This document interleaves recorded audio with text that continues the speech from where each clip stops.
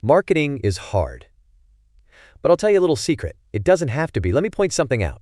You're listening to a podcast right now, and it's great. You love the host. You seek it out and download it. You listen to it while driving, working out, cooking, even going to the bathroom. Podcasts are a pretty close companion. And this is a podcast ad. Did I get your attention? You can reach great listeners like yourself with podcast advertising from Libsyn Ads. Choose from hundreds of top podcasts offering host endorsements, or run a pre-produced ad like this one across thousands of shows to reach your target audience and their favorite podcasts with Libsyn Ads. Go to libsynads.com, that's Libsyn, ads.com today. Now, in the past, you've probably heard me say, I believe in magic, and that's because I positively believe in magic. Now, do you believe in unicorns? No, not the horse kind.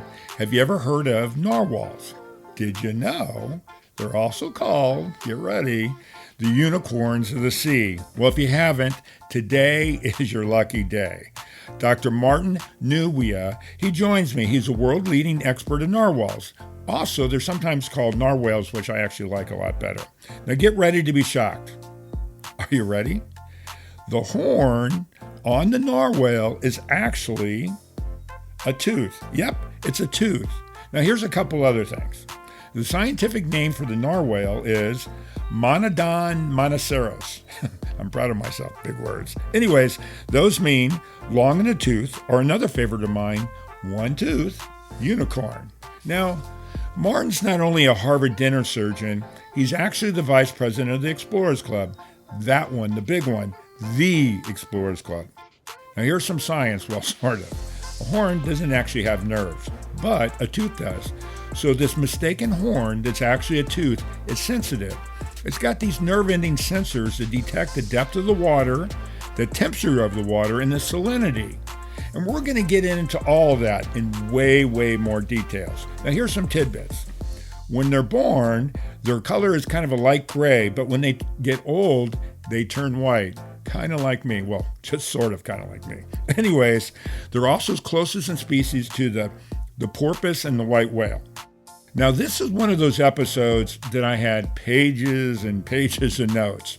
And we're going to get into all these notes. But let me tell you some of the Inuit legends. I just love the myths and the legends. The tusk was created when a woman went fishing with a harpoon and was dragged into the ocean, and she was transformed into a narwhal. And her braided hair turned into that tusk. That's actually a tooth. Anyways, they've also got these magical properties. The tusk was used to counter poison, measles, and rubella. Now here's one of my favorite ones.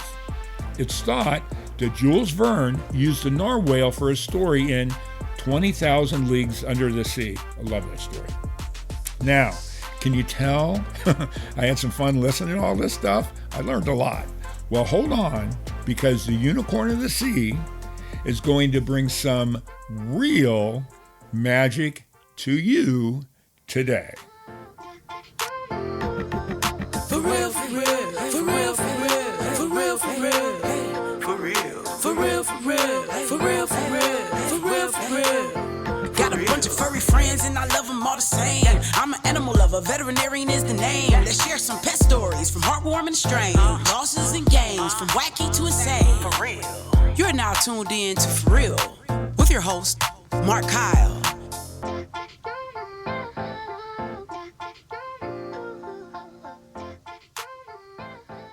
Hey, everybody, and welcome back to the For Real podcast. Today, I've got a special one today. This is going to be a good one, and hopefully I'm going to pronounce his name right. Today, my guest is Martin Nweeia. Martin, thank you so much for being on the show. I want to get into your background, and we're going to talk about the unicorns of the sea today. This is going to be fun. Mark, it's a pleasure, and you did pronounce the name correctly. It's a rare moment for the guys that listen all the time. They know how bad I am all the time. So Martin, I have so many questions, but I want to start off with you.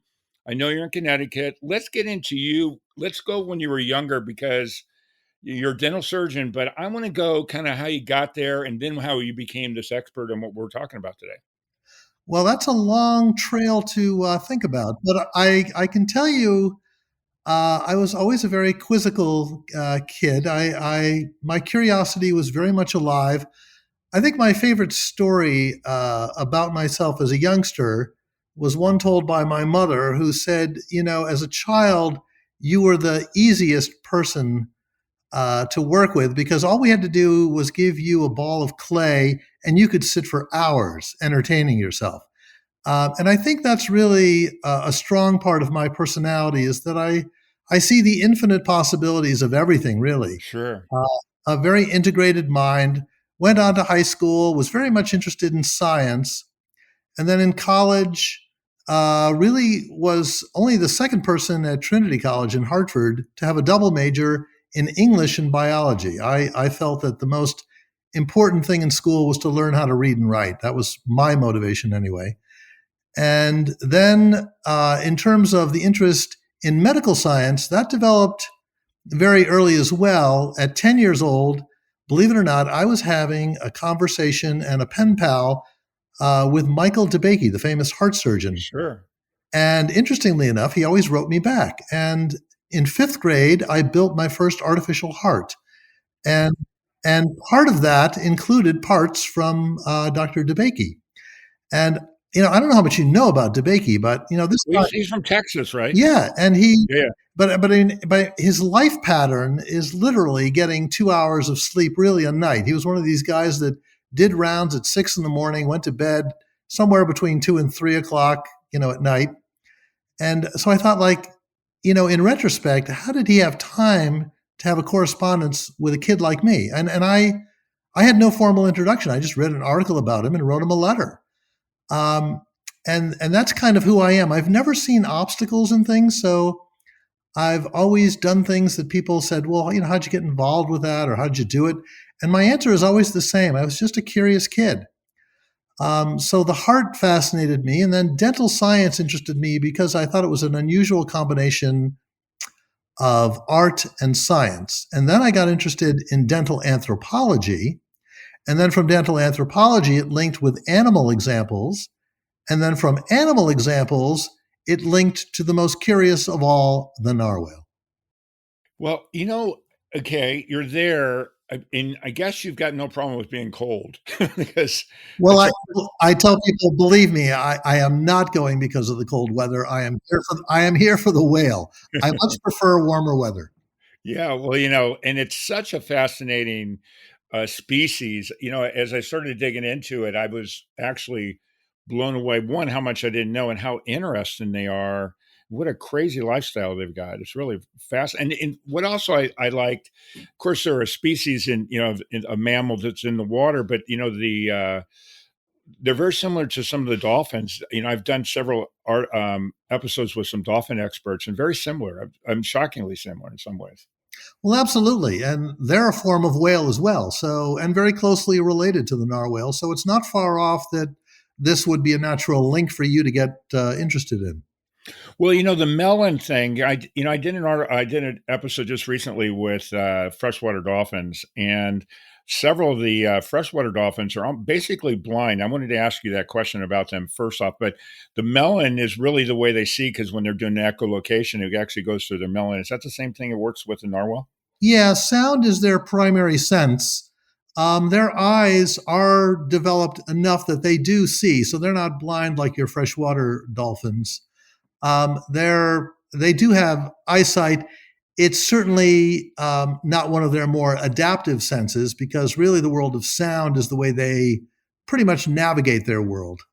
Well, under ice and and as much as I go, but I always digress. I go all over the place. Let's talk about the narwhal. So you got into the narwhal, and is it related to the fact that you're into dental as well? Is that how you got there? How did you Sure. get there? Yeah, I mean, I think out of its own curiosity, number one, but certainly the fact that I'm a dentist and this is a tooth, and not only a tooth, but what I consider the most extraordinary tooth on the planet. It's a pretty natural link, right, for a dentist to be interested in this. Although I must tell you, I have one of my first mentors was a guy named Don Ortner, who was the director of the National Museum of Natural History at the Smithsonian.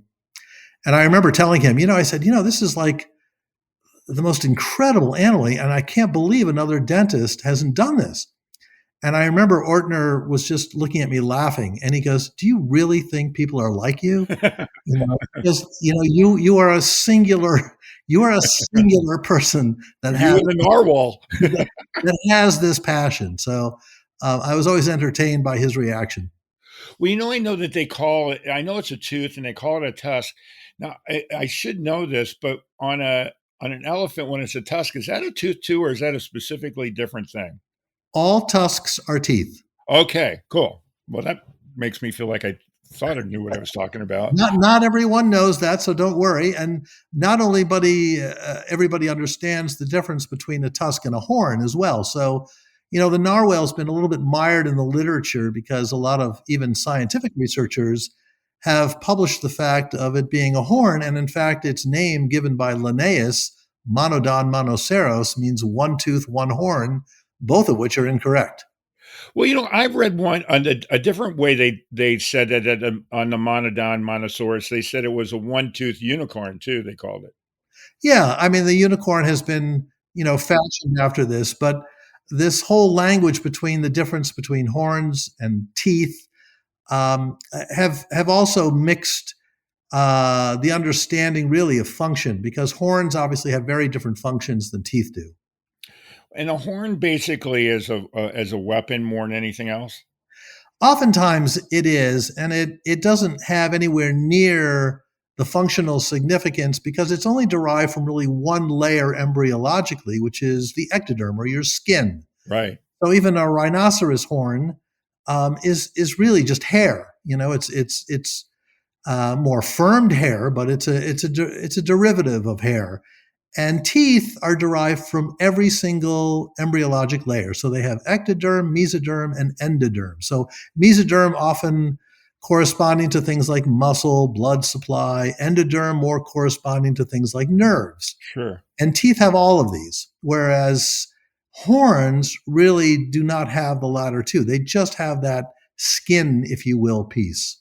So if you break a horn, they don't really feel it because they didn't have the nerve endings in it. That makes sense. Correct. Yeah. Okay. Cool. And in fact, Okay. horns, right? So Yeah. obviously you're not going to be shedding teeth. And I want to get to the hair thing in a bit towards the end here. And I think everybody may already have a little guess of what I'm going to go. By the way, I have a thirst for knowledge myself. So you and I, we could get in trouble if we were in a bar. I can tell you that. We'd be talking That's about okay, but we're going to drink up today. Okay, let's do it.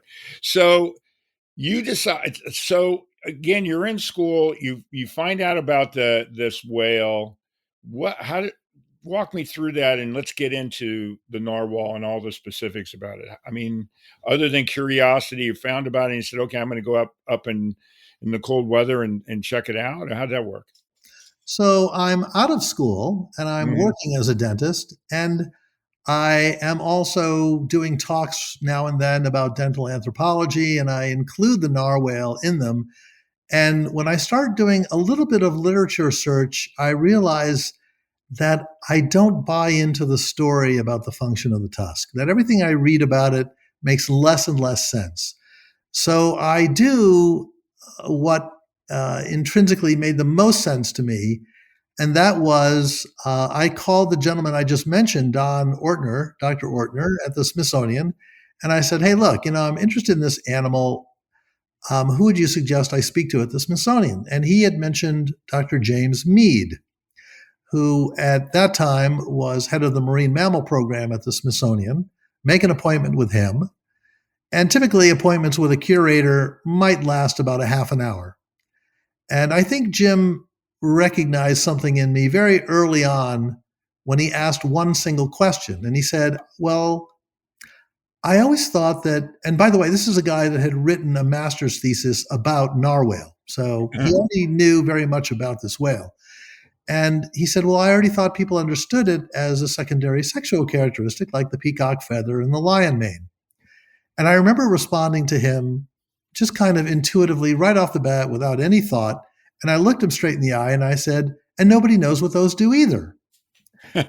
And I think Jim, really did like a double take. He just said, wow, that was not an answer I was expecting. Right. And I was thinking like, what just came out of my mouth? So the combination of the two led basically to a 2-hour conversation. and then him inviting me to lunch. So we spoke, at length about it. And I became very interested, and I realized that that would be kind of a life commitment, if you will. Sure. So it became a life a commitment. So at this point, when do you actually go up there right after this? And how does that work? How do you coordinate something like that? Yeah, it's not so easy because I didn't know anybody in the high Arctic, obviously. So I Yeah, started doing research about it and had done an email correspondence with the head of the Hunters and Trappers organization in a small town called Pond Inlet, which is in the northern part of Baffin Island. And, had a fairly good relationship with him as much as you could by email. sure. And I remember just buying a ticket and going up to Pond Inlet. I didn't know what was going to happen.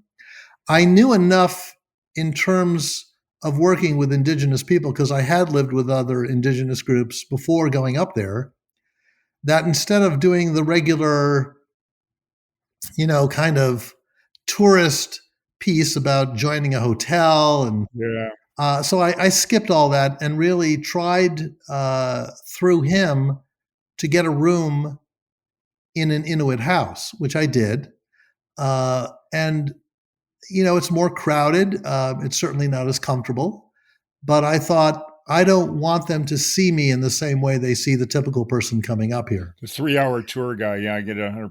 Yeah, exactly. And so then he introduced me to a hunter. He came by and he said, I don't know if this guy will take you out because he doesn't even like many of us. But, we'll bring him by and see what happens. And I remember the guy coming by, the room I was staying in at the time. And he just kind of looked at me. And, I always tell people, indigenous people can look straight into your heart. Sure. I believe that. We put all the layers on when we speak, right? And typically we only get past about one or two layers, and then we find something remarkably unpredictable about the person we've known for however many years, and we think, "Wow, I never realized that's who they were." Indigenous people see it straight away, and I remember him doing that to me, and I could tell the reaction coming back was like, didn't expect that. So he looked at me for a long while, and then he started asking questions like, well, what kind of supplies do you have? What pants do you have? What boots do you have? And then I remember him saying, can you show me your jacket? And I showed him my jacket, and then he started yelling something in Inuktitut, to the house people. And all of a sudden, this huge caribou jacket appeared. And he looked at me and he goes, this is your jacket. So I said, okay. And he said, I want you to be ready at 6:00 in the morning tomorrow. He says, there's only going to be two of us out on the ice. We have polar bear risk. The ice can melt and we can drift away. And his last words to me were, have a nice nightmare. And that's literally what he said. I love that. Before he left. And so I thought, well, kind of guy. so this is going to be a lot of fun. So, and from there, really a 30-year relationship was established between he and I. He was head of their search and rescue. He was a marksman, one of the best in the circumpolar north. So I was really with the right guy, and learned a lot from him, and that's kind of how the whole mission started. Okay, so you guys go out the next day, and so you're walking, or are you on a boat? Because I know that they go. What do they call them? It's like a river in between the ice, but I forget what it's called, a branch or something like that, or lead. Leads, yep. Leads, yeah. So you walk out to the leads. Is that what you do? I mean, how does it work?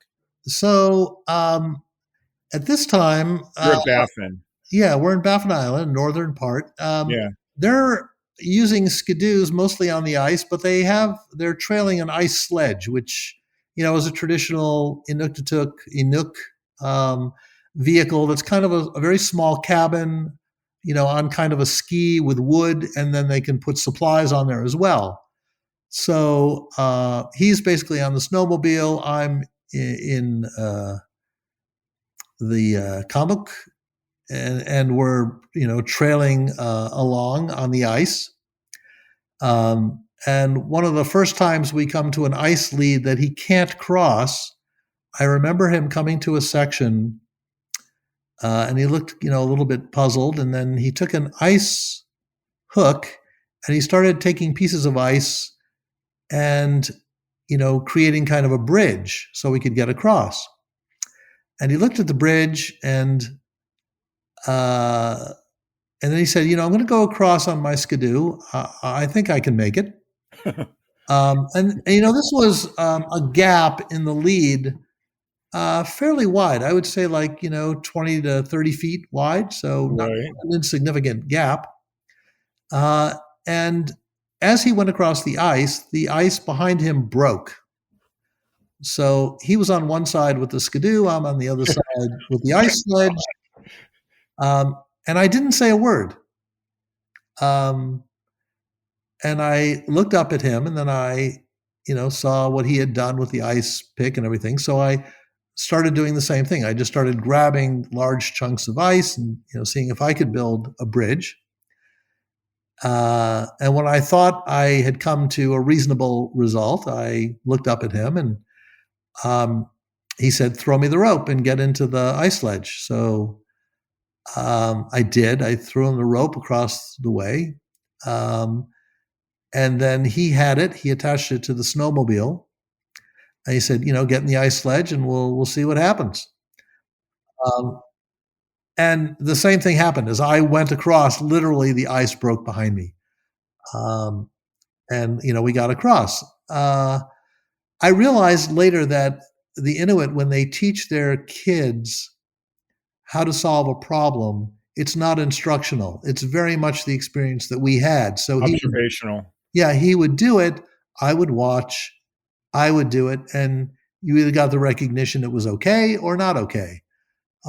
So I think that kind of experience endeared me to his perception of how I was as a person.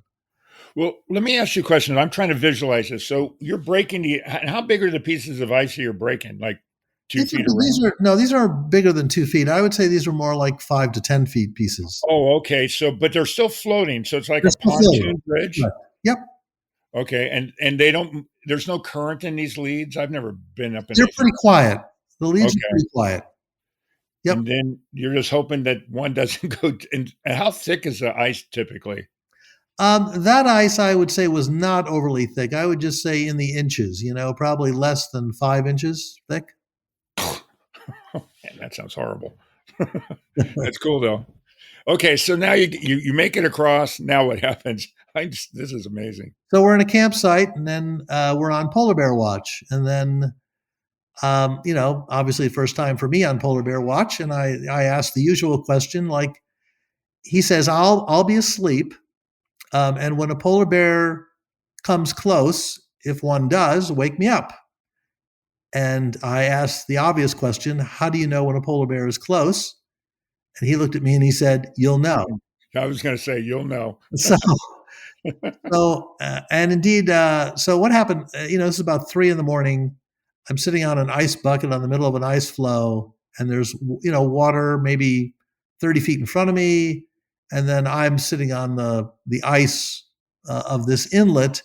And then our campsite is, roughly 10, 20 feet behind me. So, I'm watching and I'm observing, and all of a sudden a polar bear does come up on the ice. And it's hard to judge distances in the Arctic. It really is. Things that seem close are inherently further than what you perceive. But I would say, maybe 100, 200 feet away, this polar bear comes up on the ice and starts just kind of wandering towards me, in a very kind of melodic way, no real mission, just kind of wandering on the edge of this ice. And I'm thinking, okay, not close yet, but I was thinking, I want to judge the distance between me and it and me and waking up the hunter. So as he's getting closer, I realize, okay, I need to get up off the bucket. So I get off the bucket, and I'm still watching the polar bear the entire time. And the polar bear stands up on his feet. And I'm thinking, okay, this is probably not a good thing. So, and I always tell people, you have no idea how big polar bears are. If you see them in a zoo or if you see a stuffed one, it doesn't do justice. On all fours, they are almost at my height, which is about 5'10", 5'11". And when they stand up, they are towering creatures. So I knock on the kamutuk. I wake him up. I said, "Is that close enough?" And he goes, "Oh yeah, that's definitely close enough." Um, so he has his gun pointed, and interestingly enough, doesn't do anything to scare the bear. And he just holds, his aim, and the bear wanders about, and then I would say within about 5 minutes or so, just leaves on his own. And the hunter tells me, this is the king of the environment, and the king decides on his own terms when he comes and when he goes. And I didn't realize how important that lesson was until years later. I was on another expedition, primarily done with what the Inuit refer to as Southerners, or what we would refer to as just, the typical white-faced Anglo-Saxon investigators going up, and they would shoot cracker shells, from a shotgun to scare polar bears. But if you scare a polar bear, they'll leave the first time, but they haunted us the entire rest of our trip. I mean, coming through tripwires, finding ways of getting into campsites at 2 or 3 in the morning. It was a pretty scary process. And I realized how important that lesson from that hunter was, that he allowed the polar bear to decide for himself when he was going to leave. And yet these other people who didn't understand the environment as well were thinking they were scaring the polar bear, but the polar bear basically had the last way of checking in, right? So, I've been to visit the gorillas, and it's kind of like the silverback, sort of. They're the king there too. Yeah, you have to allow them to decide their own environment. Right. You're a visitor there, so I think the more you can learn to listen to that environment, the better you're going to be. Yeah. Well, the environment owns you. You don't own it. That's for sure. Correct. So when you're sitting there, is there a fire to keep? I keep thinking about. I'm just cold listening to you. So is there a fire when you're sitting on that bucket? Is there a fire, or do you guys have some kind of heating thing? There's oil lamps, because obviously Okay. there's no wood for a fire. You're in the Arctic, so that's not going to happen. But we have ways of keeping warm, and obviously the clothing was well prepared. If you, I must say, one of the most delightful experiences I had was sleeping on caribou skins. It's just great.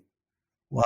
Yeah, I had some of the deepest sleeps I think I've ever had in my life out there. And interestingly enough, had dreams that actually surprised me. Dreams that I found were very integrative. Different periods of my life coming together in ways that I hadn't experienced in dreams before. And other people have had that experience as well. So I think it very much, has to do with that environment. And Energy. it also may have to do with electromagnetic waves, right? Because they're all converging on the poles. So Oh, so you that's wonder nice. how electromagnetics plays with your brain as well. But it was interesting. Well, another thing, just as I'm thinking about it, I was thinking energy when you said. I didn't think about the being in the pole, but it's a virgin environment at some level, right? Too, so you don't have all the other external stuff that we have where we live now. Exactly. All the external stimuli that we think of in terms of lights or sound, or just Pollution. or just energy, Yeah. on any level, is kind of just open and vast there, right? It's just this empty, large, white space, and seemingly absent of anything, and yet in its own right has an incredible beauty to it. It's a certain perception for people. And I'm one of those because, people always ask me, what's the most exciting thing for you? And I always have the same answer, and it's probably surprising for them, but I say a blank sheet of paper. And the reason why I say a blank sheet of paper is because in that blank sheet is the world's imagination. You can put anything Right. on there, right? You can put Right. writing, you can put art. Um, I lived in a house when I first moved up to Sharon that was kind of, painted in its draft form with all white paint, and I didn't put anything on the walls for a long time.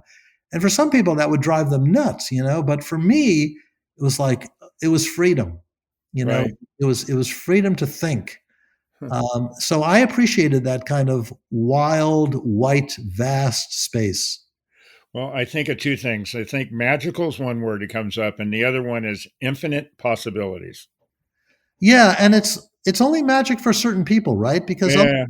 other people, trust me, are not happy in those environments. So, and not only are they not happy, they could actually be miserable. So it's not for everybody. Sure. But for me, I saw the great possibilities in the environment as opposed to what others might have perceived as restrictive ones. Well, you started off the conversation talking about curiosity, so it would fill your curiosity because there's the unknown. Yes, At yeah. this point. So, okay, so the next day, you guys, does his watch, you get some sleep. Let's get to the narwhals, and I'm can't wait to hear about these unicorns. So the first experience I have with them is again with this hunter on the ice. And another interesting story about Inuit knowledge versus all the technology in the world. So while we were out on the ice, there were two teams that were documentary filmmakers. I'm not going to mention what countries and what organizations, not to embarrass them, but Sure. they had gone back and forth on the ice, and I knew they had all kinds of equipment like hydrophones to detect sounds, and they had Inuit hunters with them as well. And we were always in one campsite. We just stayed in one place. And I remember looking at the hunter I was with in just a moment of, I wouldn't say despair, but just a moment of thought after about 2 weeks on this one spot, watching these other teams go by, and looked at him and said, do they know something that we don't know? And I remember my hunter looking at me with this expression like, that is the most ridiculous question you could have probably asked me. I love it. But he was formulating, I could tell in his mind, like, I like this guy. So I'm going to give him the best answer that I can come up with, which was they can go wherever they want. The narwhals will be coming here. And sure enough, in about 5 days, we saw thousands of whales. And the interesting part of the story was when I got back to the town, I had visited the hotel where these other documentary filmmakers were there for the same amount of time, a few weeks. And they were all despondent. They were all like, oh, we were out there, but we didn't see any whales. And, they're so elusive. It's hard to see them. We'll come back next season and hopefully that'll be a better result. And I just keep my mouth shut, right? So I'm just thinking like, this is not the time to make friends with people. So I just thought, interesting experience, right? We all have the same timeline. I see thousands of whales, they see none. So that taught me a lot about not only the appreciation for who you're with, but an environment that presents itself in a way that you need to be guided by. And patience. And patience. It's funny. This is a completely side note. It reminds me when I was little, my family used to go on fishing trips all the time. And I still am severely ADHD. I had to bounce all the time. And I would go and I'd go, I'm going to go fishing over there because we hadn't caught anything for 5 minutes. And then my parents used to laugh about it and they go, oh, there he goes again. And I move around. I come back. They caught any fish. I hadn't caught anything because I kept moving around all the time. Yeah. They sound like me. Yeah, exactly. And that's, that's how life is sometimes, right? I mean, we had an unusual circumstance years later, um, when there was a whole pack of killer whales that were hunting narwhals. This was in Arctic Bay, a different town. And I was on a multi-year expedition with people doing work with bowheads, killer whales, and narwhals, which I thought was the most improbable trio that you could put together. And yet, every one of us got unbelievable results. It just happened to be this odd confluence of all three species in one place at one time. And the thing I remember most was that when killer whales were coming to hunt the narwhals, everybody scattered, in the campsite. And, people went out on these rock ledges to get a better look. Other people went out on boats, to try to film them. And one hunter and I just stayed put. We just stayed in one spot. And sure enough, we had the best show in town because the killer whales were driving the narwhals onto the beach where we were. And we literally saw them jumping out of the water to pounce on narwhals. Less than 50 feet away from us, which was incredible. And I thought about that a lot, because that's the kind of thing, you can go everywhere in life when it's actually happening right in front of you. Well, I digress again. So I spent a lot of time down in Baja a lot, and my family years ago had a house down there on the Sierra Cortez side, and of course you get all the whales down there. And I had this vision that I would, some point in my life, I was out there, I would jump on a whale and ride it. Okay. I know you already know this, but anyways, I would get up really early in the morning, every morning, be really flat out there. And I'd take a sea kayak. I'd bring a fly rod to go fish. And by the way, I never caught a fish ever when I would do that, but I'd get out there before the family woke up and I would see all this sea life. And one morning I'm out there and I hear a boat, and it's a whale boat, and there's a people there, and they're, I guess, following some whales or whatever. And I'm thinking, okay, whatever. I see a few bubbles, like a few, probably 10 feet away. I paddle over there, and sure enough, this gray whale comes and goes right underneath my kayak with a baby next to it. And this whale is 40 feet long or so with the crustaceans on it and all this stuff. It goes right under there. And I just stayed there, and this whale boat's been trying to find these whales all day. First off, I realized at that moment in my life, I would never jump on a whale because it scared the hell out of me. Two is they're going, I'll bet he does it all the time. They're yelling at me. And one guy goes, throw him a roll of toilet paper. I bet he just got scared to death. And literally it did scare me. And the whale was screwing around with me, of course. But it was such a great experience. And by the way, I just happened to stay where I was, and I got to see the whale. It was an incredible experience, but it also was a learning experience. And yeah, I'm not as brave as I thought it'd be anyways. It was pretty fun. Yeah. And I think it's a metaphor for life in general, that you really have to appreciate all the gifts you have every day in life that are really right in front of you, everything. You can search the world for whatever you want, but understand also that the world comes to you every day in remarkable ways.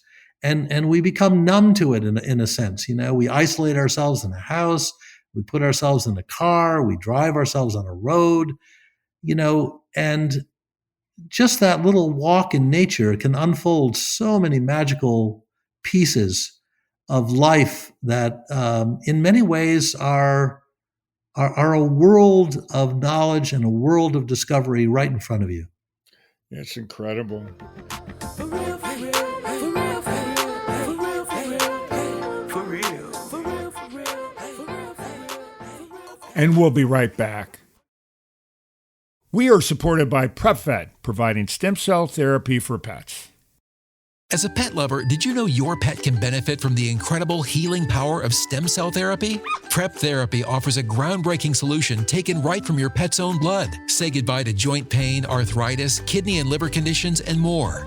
They'll experience faster recovery, increased vitality, and extended quality of life without the need for surgery or harmful drugs.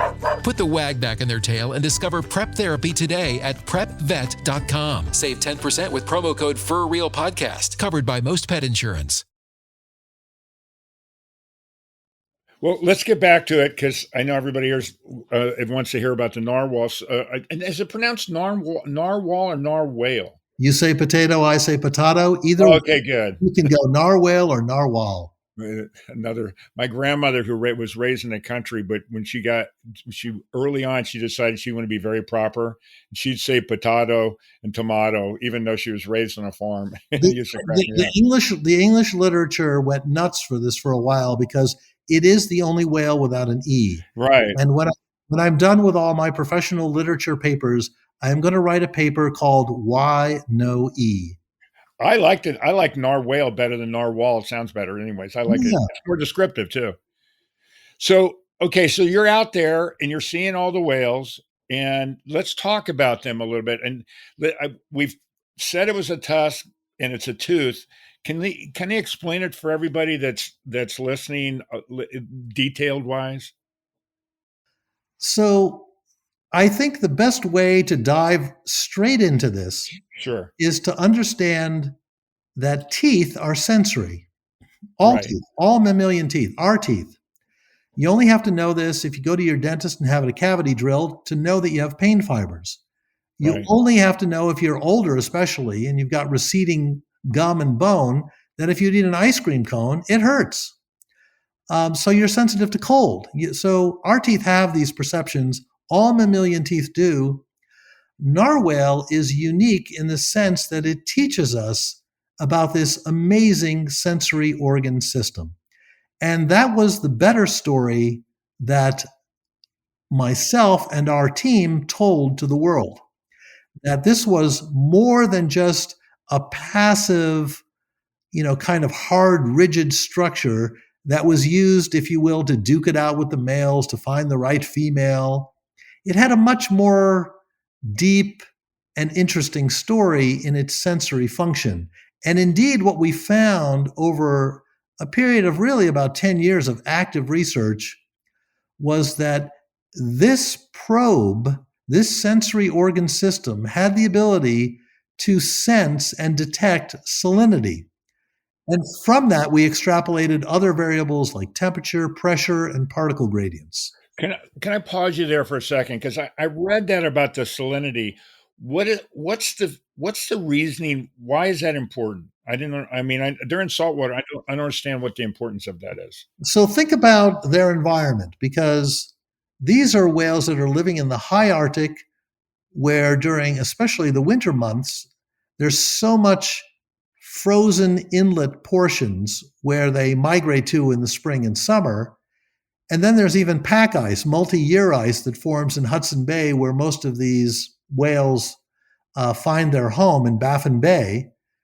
So you have to imagine, okay, so what changes in their environment? So in the summertime, when a lot of this ice melts, and particularly these inlets in Baffin Island and also in Western Greenland, there's some in Eastern Greenland as well as in other parts. But this is where the majority of the population of narwhals is, which is roughly about 170,000, by the way. So imagine that ice, as we know it, is fresh water, right? Right. You can eat ice, but it extrapolates the freshwater component out of the ocean, leaving the residual piece of the ocean with a higher salt concentration.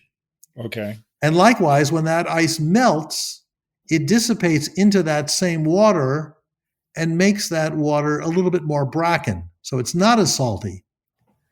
Now, if you're able to detect that with a sensory organ piece, you have an additional piece of a puzzle to know when to go into these inlets and when to get out.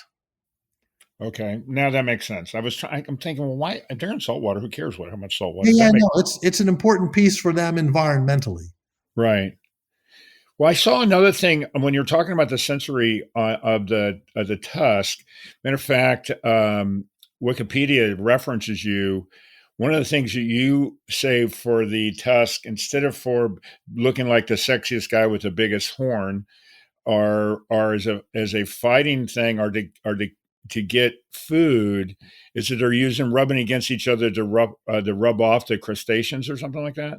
So, interestingly enough, we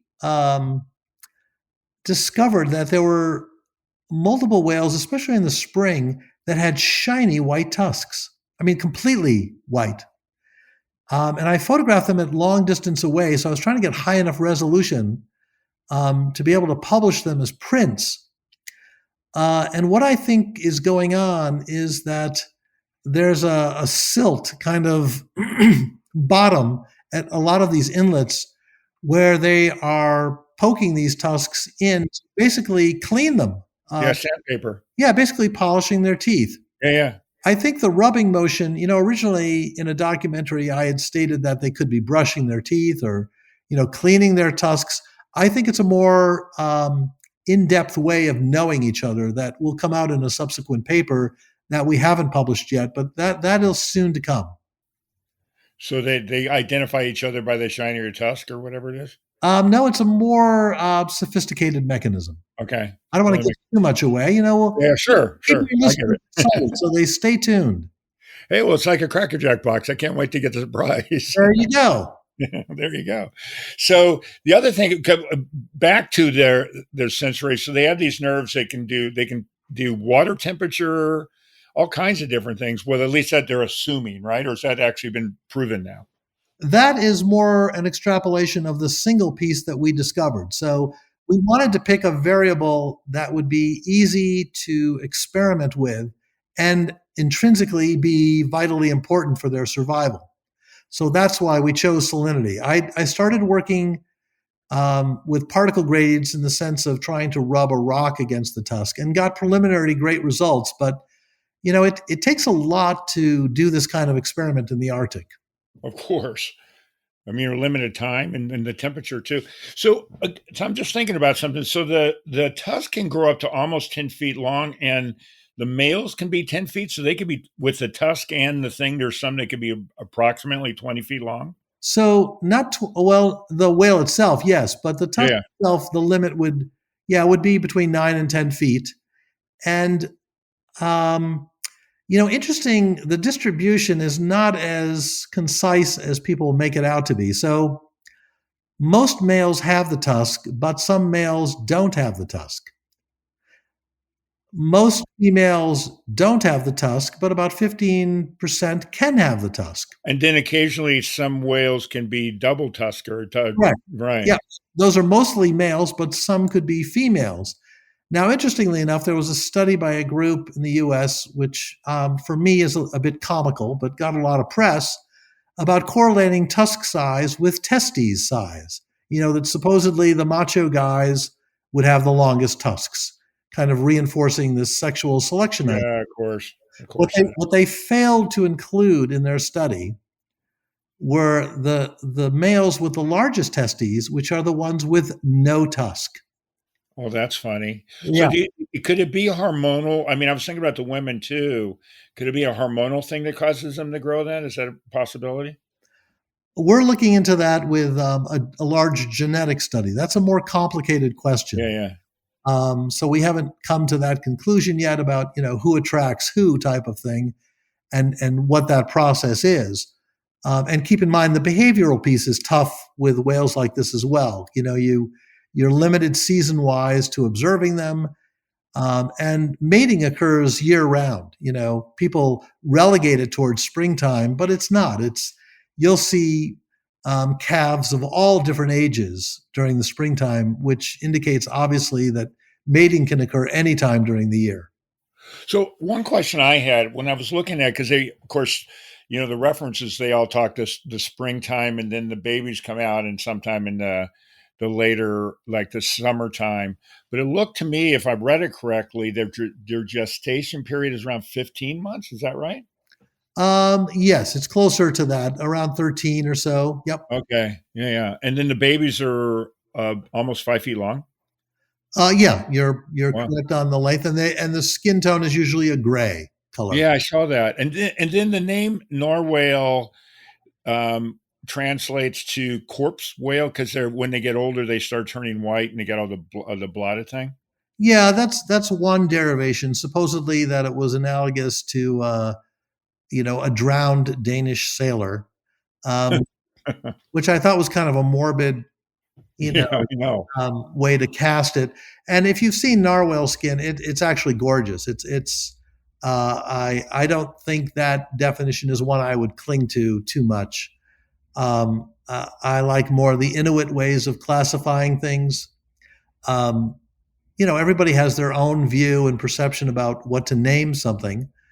And you can choose whichever pathway, you want, but I'm not so sure corpse whale is a great way to capture the eloquence of narwhal skin. And the magical part of them too, and to say a corpse whale is, I know it's a terrible description. I think. Yeah, I'm not a big fan of that, but everyone's got their reason, everyone's got their sensibility about how it came, and everyone has their belief system about, what different things do and functions and things. So, when you start challenging these, I think it's healthy, but, other people who have a long tradition of things find it in some ways, bothersome, if you will. Well, the other cool thing I saw about them too, do they go deeper than any other whale? I know they go at least as deep as some of them, like almost 8,000 feet. Absolutely. One of the deepest diving whales of all. These whales can go about 1.5 miles down. That's just wild. Yeah. And they can stay down for like 25 minutes or something like that. It's extraordinary. So if you look in the literature about the diving length of time, the literature, they'll peak it at about 25 minutes. Interestingly enough, the Inuit peak it at about 40 minutes, 40 to 45. And I believe them because, trust me, they're sitting in a boat waiting for them to come up. So, oh, really? Absolutely. They are much more accurate in their description of this whale than any scientist has shown to me.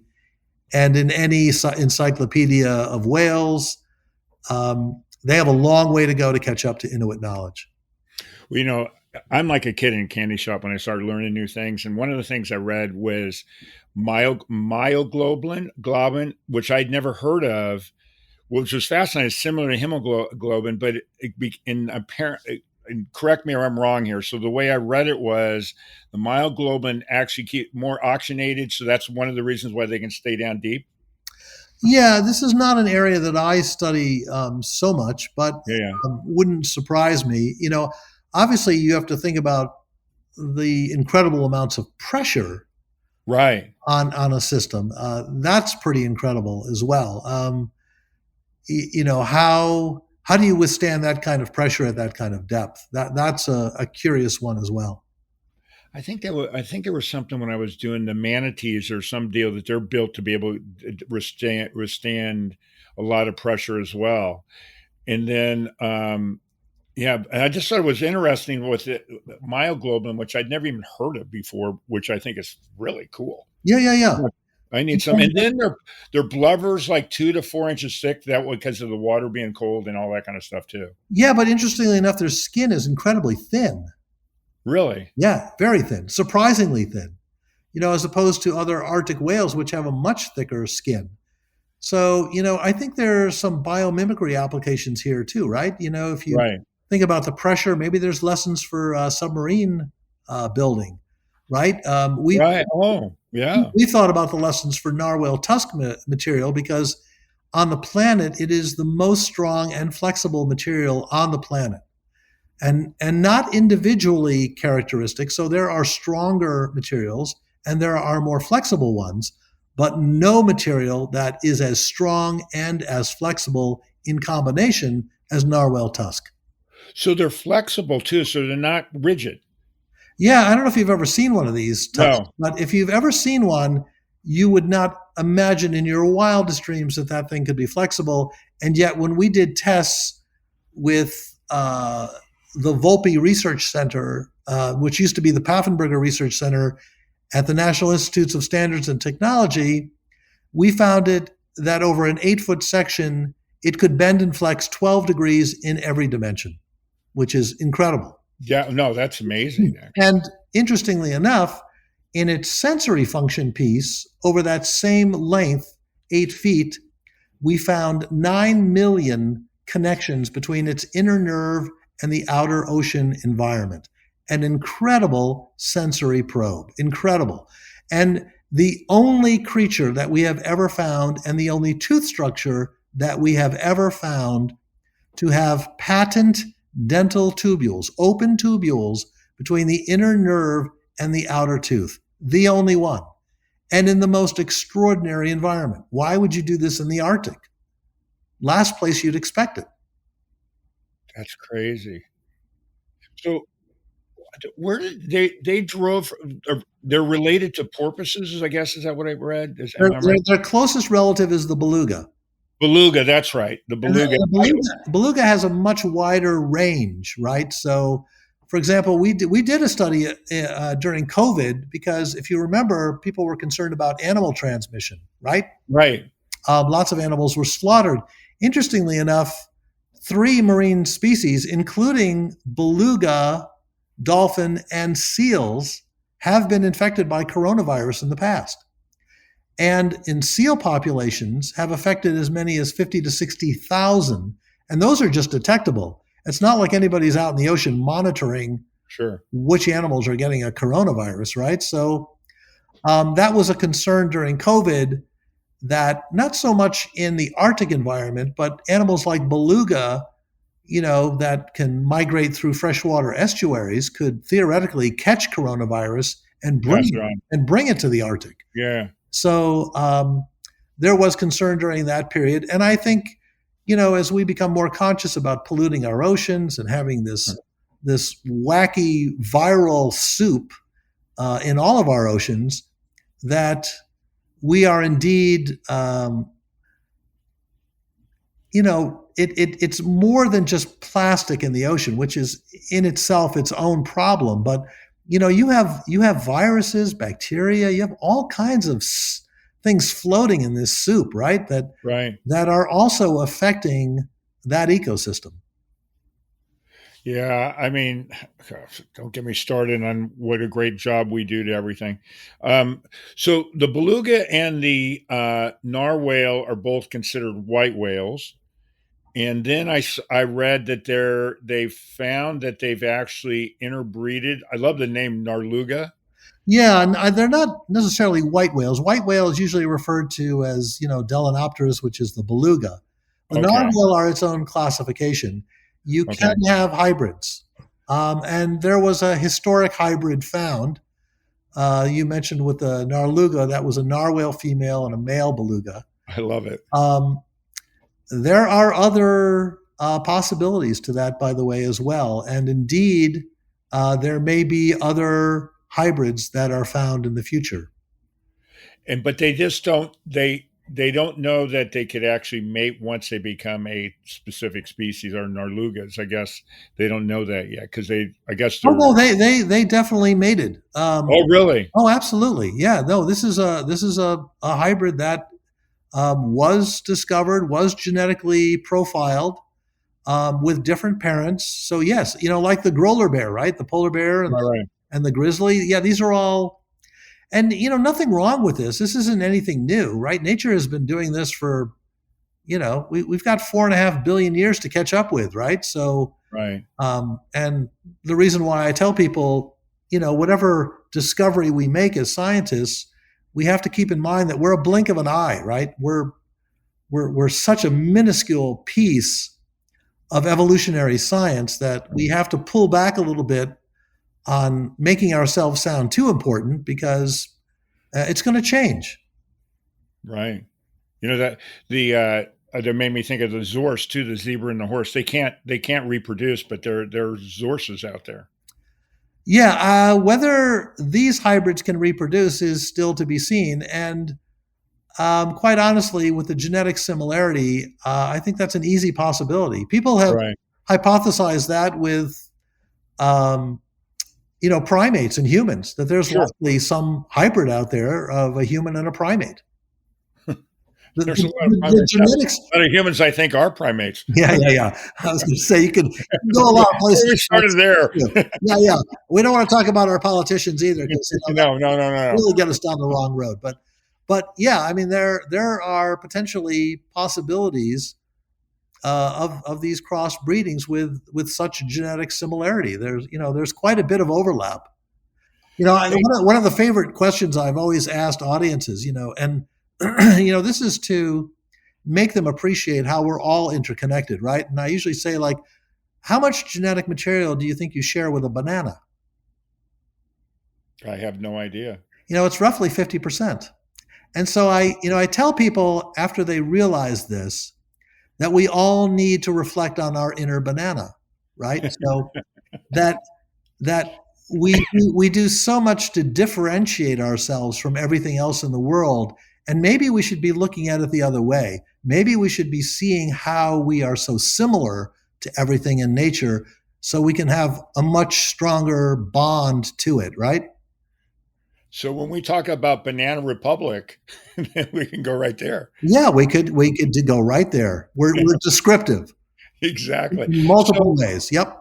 let's talk about this too. One of the things I read, and I didn't realize other mammals other than humans, that the narwhal actually the females go through menopause. This I am unfamiliar with, so I'm going to stay off of this as Yeah. as a Well, topic. Um, yeah. I've heard about I've heard about this. I haven't read the studies Uh-huh. to show this because you know um, menopause has been kind of an interesting aspect that has been brought up because not all mammalian species have this, right? Right. Exactly. Yeah, so they're really highlighting the ones that do. I don't know how they're doing the studies, and I certainly don't know how they would do it on narwhal. Yeah. Again, I read it and I thought, well, that's a really interesting thing. The other thing I like too is similar to humans, and I don't know how close narwhals are to humans, like a banana, but as they get older, they turn white. And, where our hair turns white, I thought that was kind of an interesting little tidbit too that goes with it. Yeah, and that is by and large correct. So on their dorsal surface, they're predominantly in a darker shade with kind of spotted white. And on their ventral surface or their belly, they'll have pretty much in their early adolescence have kind of a line of white, and as they get older, that white um,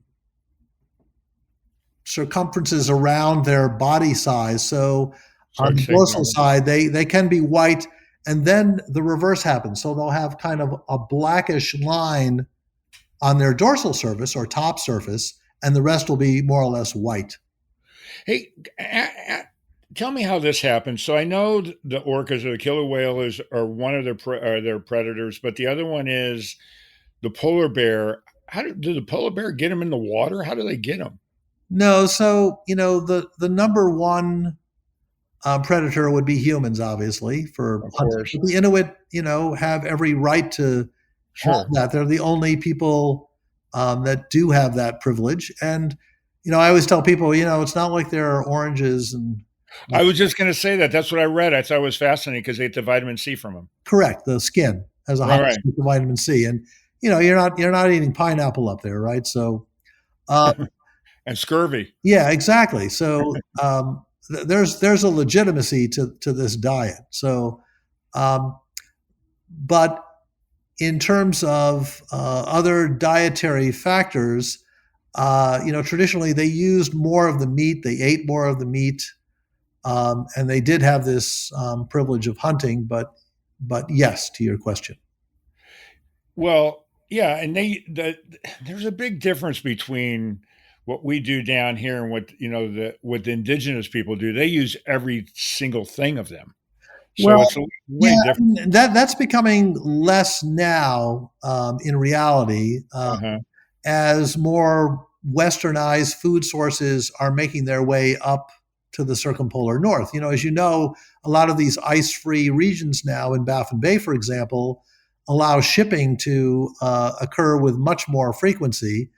And there's what in anthropology, we call it acculturation, where your ability to adapt is less than the amount of adaptation you're going through. So, you have within 3 generations people who have been surviving with a dog team on the ice building igloos now with grandchildren that are on an iPhone watching TV in a heated living room.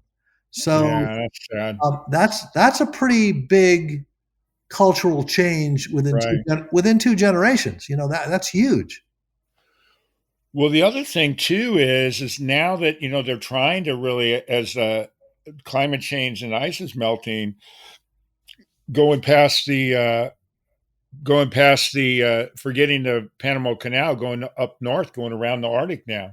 Yeah, So absolutely. Yeah, that's shipping. going to affect them too, right? Yeah, absolutely. And countries like, especially China and Russia, are already navigating this as a shipping route. My dogs always want to join into the show. Just as an Well, FYI, it happens that, every single time. you're not going to stop a communication between a dog and a narwhal. It's possible, right? So, Exactly. So let's go into some of the mythology, all the different things from back in the day. It made me, and you can talk about this when you're talking about the horn of the rhinoceros or whatever, with it being all hair, where the whole original theory was when it was a unicorn. the mythology is interesting because obviously every culture has kind of grabbed a little piece of this horn, right? Because it was used in the 14th, 15th centuries for kings that were worried about being poisoned. Right. There was a lot of mythology around having narwhal tusk ground up as a powder to be used as an antidote for any potential possibility of being poisoned.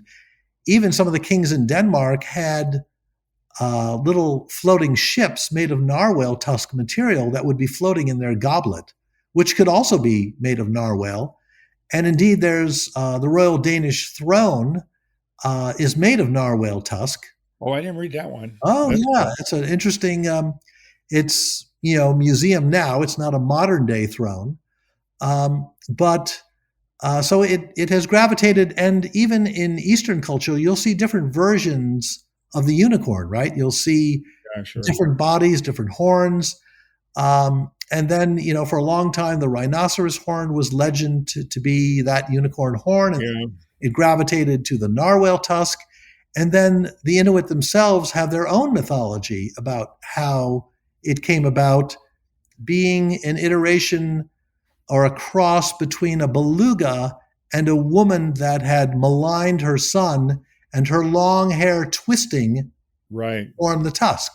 Right. So, When you were talking about the rhinoceros being all hair, I thought about that woman because I read about that. It was yeah, cool. so there's all different ways, and interestingly enough, we just came back. I just did a large lecture that was sold out at the PEM Museum, Peabody Essex Museum, in Salem, and I was telling people there the interesting thing about the exhibit that we did with the Smithsonian is that narwhal has so many entry points for people, right? You can do the art piece, you can do the indigenous piece, you can do the science piece, and then you have the climate piece.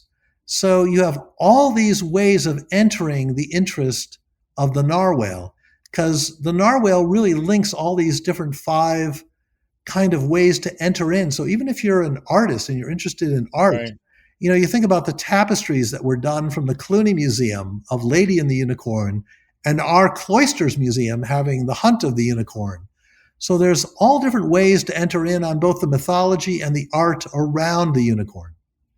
Well, and you could be an engineer. I was thinking about when you were talking about the throne and you're talking about the flexibility of those things. I wonder if that throne has some little give in it.